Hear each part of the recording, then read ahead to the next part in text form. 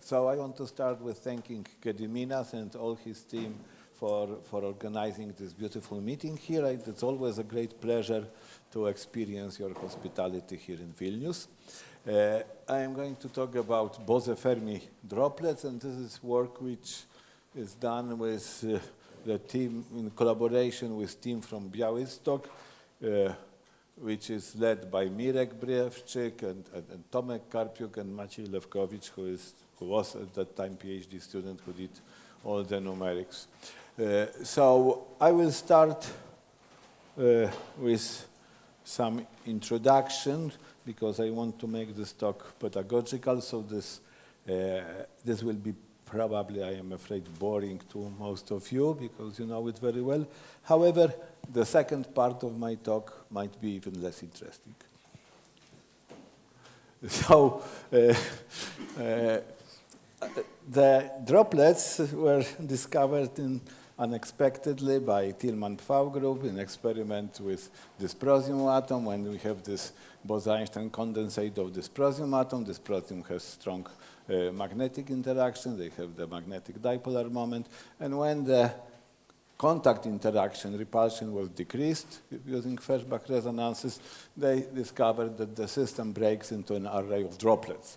So at the very beginning it was very unexpected, it was real discovery, and the stabilizing mechanism, because what was expected there, that the system will collapse due to the attraction, because dipolar interaction have both repulsive and attractive part, depending on relative orientation of dipoles. When this attraction takes over the repulsion, the system should collapse, and it didn't happen, so it was a kind of stabilization, and it was the mystery how it happens. And the solution was already there, because 1 year before, Dima Petrov wrote a paper about quantum mechanical stabilization of similar collapsing system, and the similar collapsing system was a mixture of two-component bosons, because for this droplet formation we need two kinds of interactions, attraction and repulsion. We know that single component Bose gas without dipolar interactions can be described, the interaction can be described by a single parameter, the scattering length, which is either positive or negative, so we have either repulsion or attraction. So, but when we have mixture, we can have two kinds of interaction together, and we assume that we have two components, or Dima assumed, which is repulsive. One component has repulsive interaction, the other repulsive, and then there is this attraction between different components. So this is the situation, and this is the same infield Hamiltonian that I wrote, and this is, as you see, the quadratic form, where quadratic form can be diagonalized, and what is important is the determinant of this interaction, and we see that there are two basically possible options. Either it is positive or negative. If it is positive, it means it has two positive eigenvalues, so it means there is repulsive in both components. So positive, it means that this G1 and G2 dominate over interspecies attraction. So if we neglect this, we see that if it means interspecies attraction is very small, so the particles almost don't feel each other, so we have just a miscible system. This interesting situation happens when this determinant is negative. It means that interspecies interaction dominates, and it can be either positive, so it means it is strong repulsion, so we have phase separation, or it can be attractive, so we think it might be collapse. So the situation when droplet happens is at the edge of stability when this determinant is negative, but only, if we want to be in the weakly interacting system, but only a bit negative. So the interactions almost cancel each other. This repulsion and attraction cancel each other. And then what happens is that some other contributions to the energy come into play. And this is artistic view of artificial intelligence of quantum fluctuations. And these are these quantum fluctuations. and energy related to this fluctuations, which is the energy of Bogoliubov vacuum, which has to be included into the description of the system, because the mean field energy is almost zero. So adding this term, which is here, the situation changes drastically. So this is this quadratic form without this term, and it is in the plane of two densities a saddle point.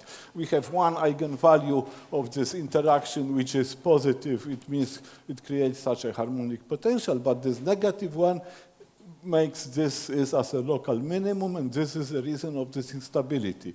However, if this is very almost flat, very, very weak instability, adding something very small, this is this energy of Bogoliubov vacuum, which is Li Huang-Yang term, which is known from many years, and it was expected that it will be important at large interactions. Here, when this term almost cancels, this is very important. So when I plot the energy along this line, it is roughly like this, but when we add the Li Huang-Yang correction, some small minimum develops, and don't be mistaken, the equilibrium is not at the minimum, of course, because this is an open system, and the condition of stability I will discuss soon. So, but close to this minimum, we have some stable point, and droplets can be formed. So this is the stabilization mechanism. For two-component system, I started with dipole-dipole interaction. It occurs that the stabilization mechanism is the same. Again, energy of quantum fluctuations contribute the Li Huang-Yang term for dipolar interactions, which is quite similar to this Li Huang-Yang term, stabilizes the system. So that was, sorry, wrong way. So that's the end about formation of quantum droplets. Now I will switch to the system that I want to describe as Bose-Fermi mixture. This Bose-Fermi mixture, I am just writing that this is a series of papers of me and my collaborators, and the story lasts since 2000, begin in 2004, and we from time to time come back to this Bose-Fermi mixtures, and the first paper was the idea that admixing some bosons to repulsive Fermi gas, the single component bosons which do not interact between fermions, which do not interact between each other. So when we add some fermions to this bosonic gas, and if the fermions attract the bosons, it might change, it might mediate some attractive interaction between bosons, and then it was the idea of forming bright solitons in a repulsive Bose system by adding fermions with sufficiently strong attraction to bosons. Okay, so that was the first paper, and then at the time we were thinking, maybe when we do this, we will get some self-bound system. And we tried numerically, but we are not smart as Dima Petrov, and we thought that this is unstable. Either we were very close to forming something stable, but when you overtrap, everything either collapses or expands to the infinity. And then only in these two papers, after discovery of droplets, we came back to this system because we found out that there are other corrections to the energy functional that have to be added in order to find stable Bose-Fermi mixture. So, and this is something that I want to talk at the end. So this is more or less the story of my adventure with Bose-Fermi mixture, and I want to say that such systems are also investigated in experiments. I want to mention Chin Cheng group in Chicago, and in particular two experiments when he showed that fermions are trapped without a bosonic cloud. He was on the way towards forming a droplet, and he mixed cesium with lithium. Lithium were fermions, and then when he turned the interaction between using Feshbach resonance between bosons and fermions to the attractive part and sufficiently strong, these fermions were inside. It was opening the trap, and it was beginning of droplet. However, three-body losses kill everything. So our simulations show that he was on the way toward the droplets. If you neglect three-body losses, the droplets would be formed. But this is observation of Fermi gas trapped. So the Fermi gas was not in the trap. You can remove the harmonic trap for fermions. You can keep only for bosons, and fermions are trapped inside. And this is this picture, and then this picture shows that Bose repulsion, this is scattering, is decreased by fermions. So it shows that fermions mediate some contribute to Bose interaction, and also finally formation of solitons, bright solitons, similar to the idea that we have in 2004 in Bose-Fermi mixture. So these are examples that the systems that we investigate are of some experimental interest, and now I will come to the theoretical description of the system. So this is mean field description, and the first line is the mean field energy, is Bose mean field energy, Bose-Fermi contact interaction, and this is just standard Thomas Fermi expression for fermions, for this kinetic energy of fermions subject to the Fermi statistics, which is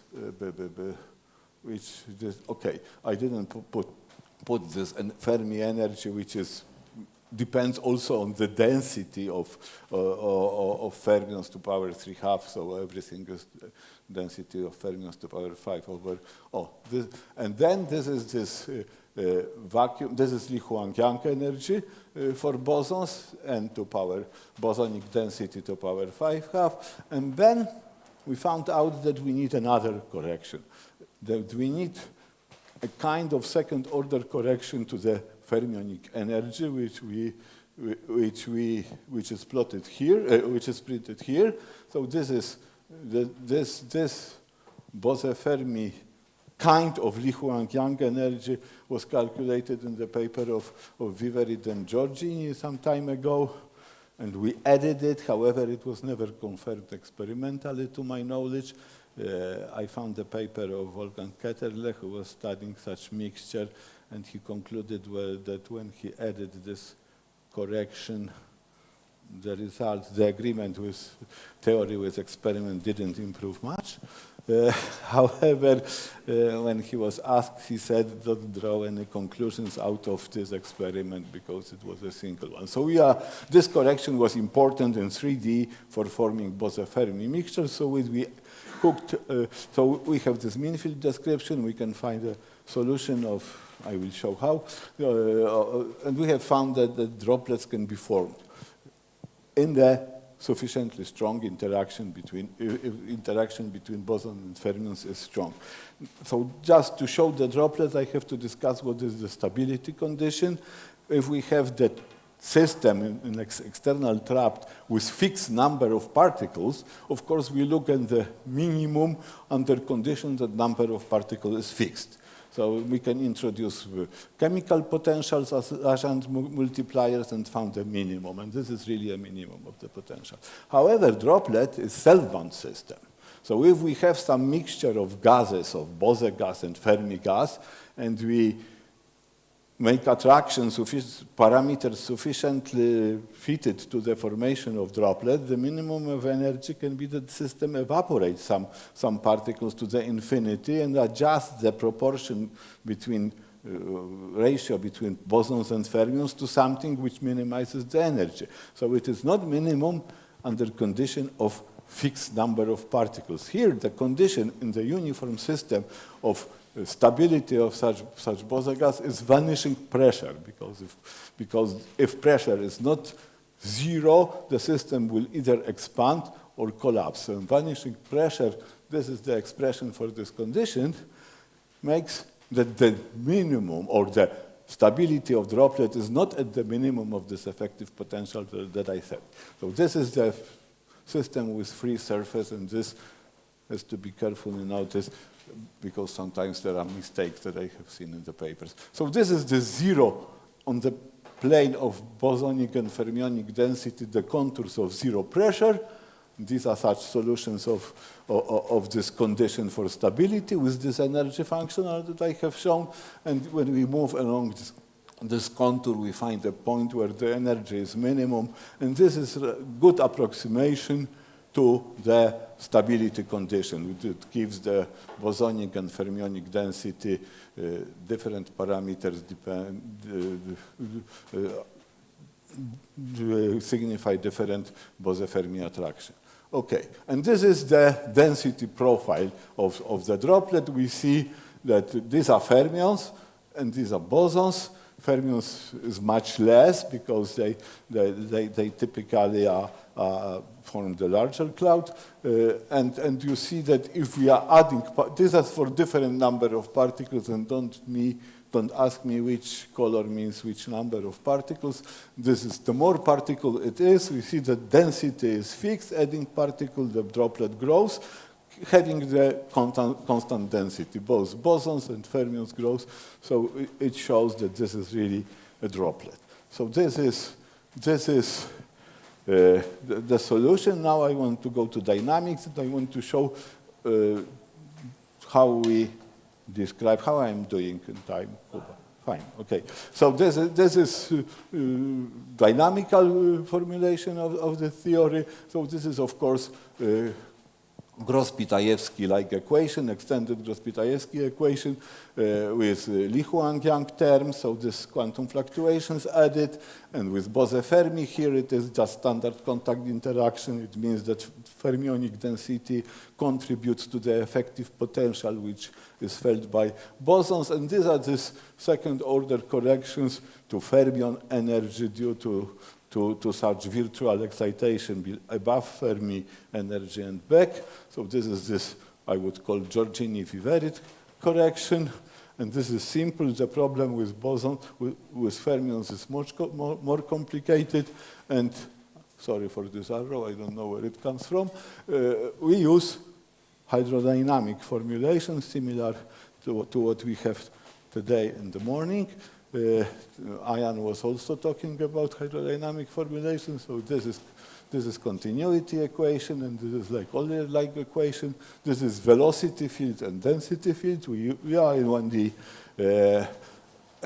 and this hydrodynamic model, we do some trick here, because I will come back when we have Schrödinger equation.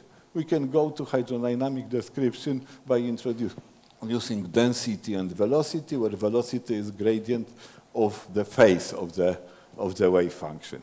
But sometimes we can do the inverse transformation. We can start from hydrodynamic description and then go back to the Schrödinger-like equation. These two descriptions are equivalent, however, one has to be careful because there are some restrictions. Of course, assuming that velocity is gradient of some scalar field, it means that velocity is irrotational. So there is only when the flow has no any vortices, we can do such transformation. If it is, because then we can define this. So we assume, however, we are in 1D, so we don't have any vortices.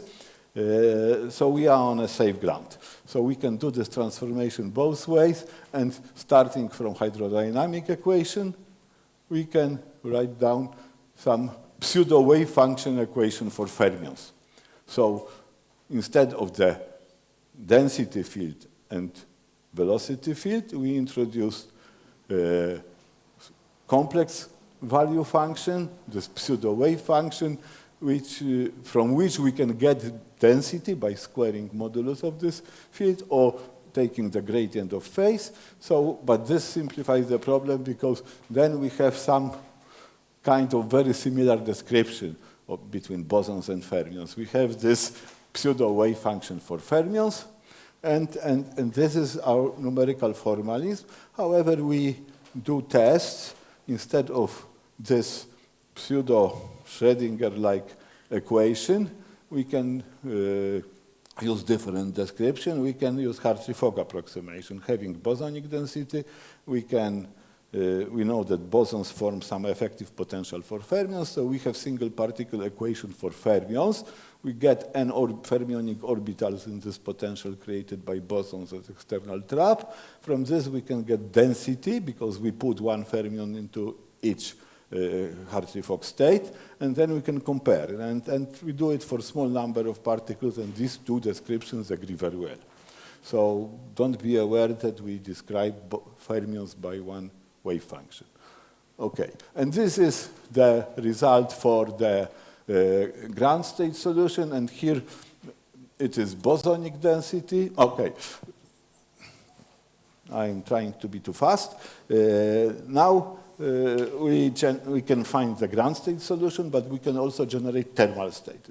So to generate a thermal state, we do in a standard way that we do it for boson using classical field method, which is some kind equivalent to truncated Wigner description. We add some noise to the bosonic wave function.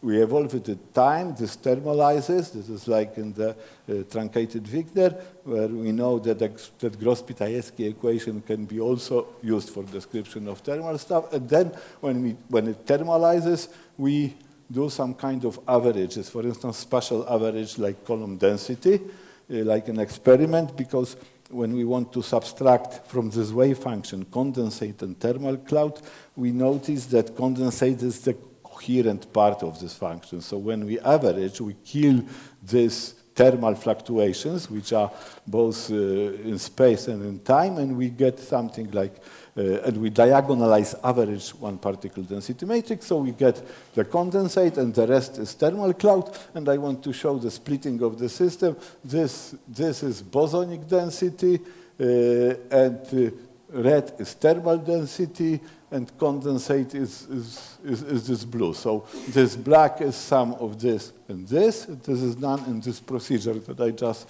described. So we are able to find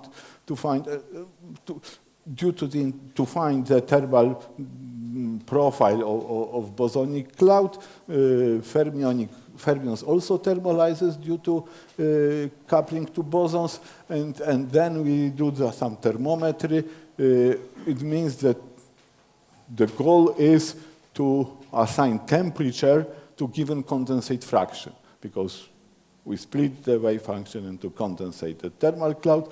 We know the fraction of condensed atom. From this way, I will skip these technical details, because here we do some semi-classical analysis in order to determine the condensate fraction as a function of temperature, and this is what we get. And then it means having condensate fraction by this procedure that I described. We can assign to each condensate fraction the temperature for different number of atoms. So here I describe how we describe thermal system. And how much time do I have? 3 minutes, okay? So I'm coming to final results, and final results are here. So when we prepare such thermal state in a trap, for parameters where droplets should be formed, we open the trap and we see what happens. We study two situations. One situation is when we use periodic boundary conditions, which corresponds to the situation where atoms which are not bound in the droplet cannot escape. So we have the situation when droplet is in thermal equilibrium with saturated vapor, and this is this stuff. We see that. Yes, solid lines, infinite volume, and dashed lines. So we have two different temperatures, low temperature and high temperature. And for the set of boundary conditions which are periodic, we get something that the norm, this is saturates at some value. This is this high temperature. When we use the boundary conditions which absorb particles at the edges, we see that droplet evaporates, atoms evaporate, and droplets is formed with much smaller number of particles. Droplet at zero temperature. So we see that droplets are really zero temperature objects. When they evaporate, when they are too small or temperature is too high, droplets disappears totally. So this is in the absorbing boundary conditions. On the contrary, with periodic boundary conditions, we have some droplets and thermal clouds. So this is the main message. And now the question is, these are two final pictures when we give the atoms the chance to evaporate. If the droplet is too small or if temperature is too high, it evaporates totally, completely, and it does not exist anymore. If temperature is sufficiently small or droplet is sufficiently big, it goes to some zero temperature with losing droplets. So we describe this evaporation of droplets, and this is you know, this line shows the phase separation between droplets and no droplets. So it means when we start with this number of bosons and we hit the droplet, hitting the droplet, it means lower condensate fraction. When we cross this line, the droplet disappears totally. So this is for 8,000 bosonic atoms. The higher temperature is related to this. The droplet survives is related to this condensate fraction. So this is the meaning of this, and this is a similar phase diagram, however, as a function of Bose-Fermi attraction. If we want the droplet to survive in high temperatures, the attraction has to be sufficiently strong.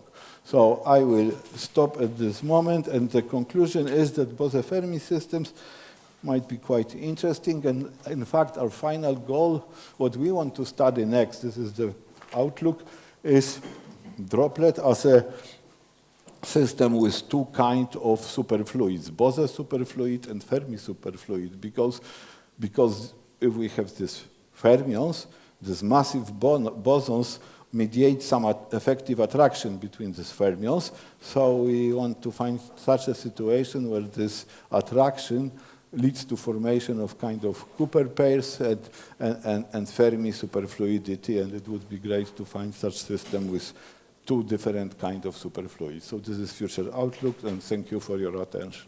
Sorry. Thank you.